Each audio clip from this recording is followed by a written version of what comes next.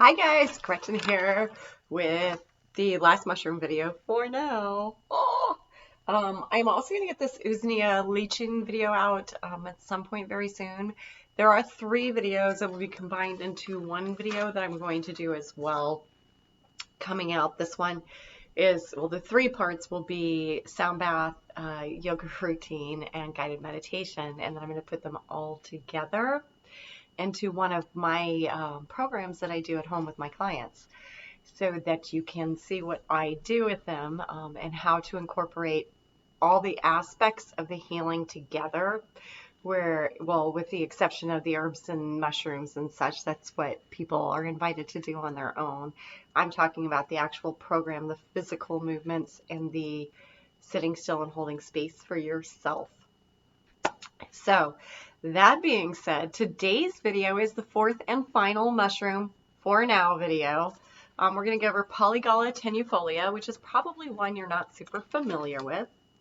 Poria Cocos, another one you're probably not super familiar with. And then we'll wrap it up, we'll round it out with white button mushrooms and brown oyster mushrooms. Yes. So those ones you're probably familiar with. I believe if you live in the States, white button mushrooms are, I think, like 70% of the mushrooms that are consumed in this country. So, oh, and heads up to my Reikis in either later in December or in January. I will be putting out the entire rainbow series and the remainder of the Sekum. I'm going to try to get some of the Sekum symbols out in between. All right, so on to the Polygala Tenuifolia. This is actually one of the most used mushrooms in traditional Chinese medicine. In traditional Chinese medicine, it's called Yuan Zhi, Yuanzhi. It's an anti-inflammatory, an antidepressant, and an anti-anxiety mushroom. Woo! Memory and mind, it's been used mostly in the past 2,000 years, mostly for mild respiratory and memory problems, brain issues. It's neuroprotective.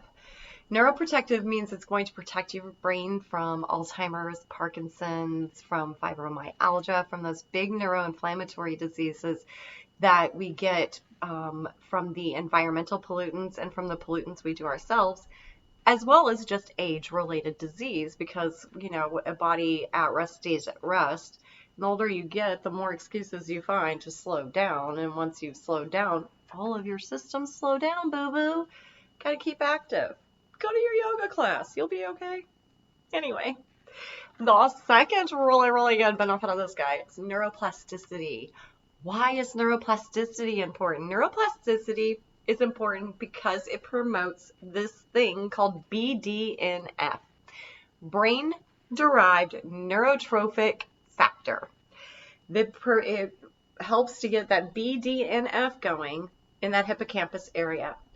More BDNF equals better memory. So recovering that memory in that hippocampal area, that was destroyed during our trauma, even if you didn't medicate with drugs and alcohol, your hippocampal area was destroyed from just the stress, the onslaught of those hormones. Yeah. It's an antidepressant. It acts as an MAOI would in your body. It promotes the release of dopamine and norepinephrine, and it restricts the release of cortisol. So it's releasing those happy hormones, and it's tamping down those stress hormones. So, you know, you have it working twofold. Let's de-stress you and make you happier, right? Amazing. That's why it provides the anti-anxiety benefits. This mushroom has been used for over 2,000 years in traditional Chinese medicine. It's used to keep people calm, focused, and happy. It is also used to correct neurotransmitter dysfunction, oxidative stress, and it does, like we just said, it brings down that increased cortisol level and that inflammation. Why is that important? You know why that's important, because we've said this in multiple videos. The body will always address the inflammation before addressing the disease, the problem, the repair work that needs to be done, right? Multiple clinical studies. Multiple clinical studies have shown that it relieves anxiety and depression, improves memory, supports healthy sleep, and it avoids neurodegenerative diseases. And I did want to throw this out there too. In some of the clinical studies, they did do some of these studies on strictly elderly people. Keep this in mind for your people that you know that have neurodegenerative diseases like Alzheimer's and Parkinson's and that type of stuff, that it significantly improved their short-term memory and their learning ability, their ability to hold on to that information. It's been used for 2,000 years by traditional Chinese practitioners for Alzheimer's. It's recently come to the state's attention. And I'm going to go ahead and throw my disclaimer out now. I am not a physician. I am a certified master herbalist. This is just information that I have in my role as herbalist that I am providing to you in your role as viewer. This is just an informative video. It is not meant to treat anything at all. These are just some mushrooms that I may encourage some of my in-life friends that are going through my trauma program to imbibe in for brain repairs and such. Again, I am not a doctor. Also, if you're pregnant or lactating, use your brain and don't do some of these mushrooms. Don't eat some of these mushrooms, especially the ones that are like truly medicinal, unless you speak with your doctor about it. All right? All right. I think that's all the disclaimers I have to do. All right, so Poria Cocos, also used for about 2,000 years recordably in traditional Chinese medicine, high in polysaccharides and beta-glucans. Those are the bad boys we love, right? Really great for Alzheimer's, cancer, and diabetes. When I say Alzheimer's, I say that because that's one of the most known neuroinflammatory diseases. My trauma people, when you hear Alzheimer's from my mouth, I want you to think brain repair. Because no matter if you medicated yourself with drugs and alcohol, if you didn't do any of that, your brain still sent wave after wave after wave after wave after wave of these hormones into your brain, causing damages to your brain. So your brain was damaged. Even if you chose to like do it the hard way and not drug or drink, your brain was still damaged by the onslaught of hormones from its own body. These will repair those. So Poria Cocos, used for a little over 2,000 years recordably in traditional Chinese medicine for Alzheimer's, cancer, and diseases. Those polysaccharides and beta-glucans. Whoop, whoop. I don't know if I did my disclaimer. I'm not a doctor. I'm a certified master herbalist. This is an informative video, not anything meant as a prescription. What you do with this information is not my business, and I take zero responsibility. That much responsibility. All right. So Poria Cocos is an immunomodulatory. Remember we talked about this? So if your immune system needs a boost, it gives it a boost. If it needs to be tamped down a little bit, it gets tamped down a little bit. For those that are immune compromised, it's a great one to put in your little thing. It does invigorates the spleen and thymus really, really well. It's an anti-inflammatory, and we know the anti-inflammatory is important because why? Because why? Because the body will always address the inflammation before the disease. All right, it's a diuretic. So if you have polyuria, where you pee all the time, don't take this. There are some contraindications. We're going to go through that real quick. Polyuria, can't have. Pregnant lactating, talk to your doctor. Spermaturia, and urogenital prolapse, where your bladder has prolapsed into your genitals. And spermaturia, that is where you, well, you know, if you have it, you ejaculate unwantingly. All right, so the cancers that it really helps with are lung, prostate, ovarian, stomach, pancreatic, breast, and spleen. It helps with diabetes. It inhibits tumor growth. Yay! In China and Japan, it's used to treat insomnia. it gets rid of the dampness in the body. So it pulls out the dampness in the body. It balances the electrolytes in the body and it invigorates the spleen. About 10% of the preparations in traditional Chinese medicine, their big book, like their big badass book, have Poria Cocos in it.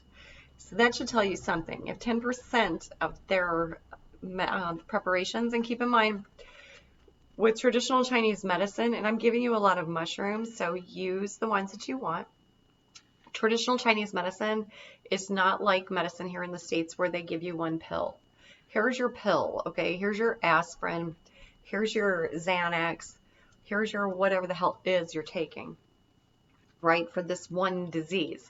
Traditional Chinese medicine, they'll take a combination of mushrooms and herbs and foods, and they'll put it either into a concoction that you eat or you drink, okay? So there's going to be probably 13, 14, 15 different things in these different concoctions. So I invite you to use your knowledge, use your information, use these informative videos, and maybe create your own concoction based on what you need. Verifying things with your doctor, because I am a certified master herbalist. Repeat after me. I am a certified master herbalist. I am not a doctor. This is not medical information. This is information, just information for me to take with what I need. So, but I do want you to understand that traditional Chinese medicines have combinations. They're not like, here's your one mushroom, now you're cured. They use a combination of them all that work well together. All right. White button mushrooms. So white button mushrooms and portobellos are basically the same thing. They're just grown on different substrates. This one really enhances that immune system and the production. It helps to enhance those production of its most important protectors. It defends against cancers and it keeps cancer from spreading traditionally. Enhances dendritic cells from the bone marrow. These make T cells. I don't know if you watched the video yesterday. We talked about this a little bit. So when you have a disease or you have something your body's trying to cure itself from, like cancers or whatever, it pulls it down in a macrophage and then hits it with the T cells, which we were just talking about. So white button hits those T cells. But we were also talking about how it makes those important cells. So it turns, it helps out, but it also helps with those natural killer cells. So the white button mushroom gives you that benefit and it pulls down that disease and it gives you more of those T cells, right? And then it also helps to make more of those natural killer cells. So it's boosting that immune where you need it and attacking those things where they're needed and not allowing them to grow at the same time. It has been shown in clinical studies of anti-tumor and antibacterial and antiviral effects. I'm not sure how much you would have to take to use it as an actual antibiotic itself. That brings us to our fourth mushroom, four mushrooms. And again, it's okay, I know I'm a wackadoodle. Anyway, brown oyster mushroom. This one traditionally has been historically known to cure liver disease, help people lose weight, prevent breast cancer, lower high blood pressure, and maintain heart health. It is also an immunity modulator and has those beautiful polysaccharides that we really, really love in a mushroom. The brown oyster mushroom you can eat. I would recommend dried, though. It's difficult to find dried. I myself have tried to find it dried. It is pretty easy to grow. If you have the money, order one of those kits. Start your own brown oyster mushroom kit. Now, brown oyster mushrooms, as opposed to the other oyster mushrooms, which have so many great benefits, most of these benefits, brown oyster mushroom just has them like a lot better. You get a smaller yield with them. So if you order like kits and you order like, say, blue oyster mushrooms to eat and brown oyster mushrooms to dry for medicine, you'll notice you won't get as many of the brown oyster mushrooms. You can grow these mushrooms. And again, with any mushroom, I do recommend if you're going to forage them to make sure you're foraging in a safe spot, because as they clean up the body, they clean up the earth. And because you have the need for so much cleanup, you have to keep that in mind. So does the earth. the environmental toxins you're taking in, so is the earth. The poison that you dump on your skin in the form of shampoos and lotions and such, if you're not reading your labels and you're still using that highly chemical stuff, you're washing that into the earth. Yeah, the earth's getting cleaned up by those mushrooms. Those toxins that you're just dumping on your body in the shower, just out of just tap water toxins, that's going into the earth. The earth's got to be cleaned up of that. All the crap in the air, that goes into the earth and into your body. So again, when foraging, if the mushrooms are growing really fast, it's because they're doing their job and they're cleaning the earth in that area. And you don't want to eat mushrooms that have already sucked toxins out of the earth, do you? Nope.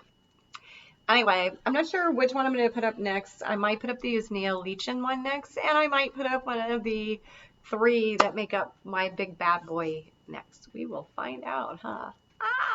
So welcome to the 30 Days of Healing with Gretchen Alley. Anyway, I hope you enjoyed this video. If you did and you'd like to see more, hit that subscribe button for me. And keep in mind, I do go live for all members every Sunday at 2 o'clock, regardless of where I am. I have gone live from the car before, so not shy. Anyway, become a member. Thank you guys for your support. Until next time, namaste.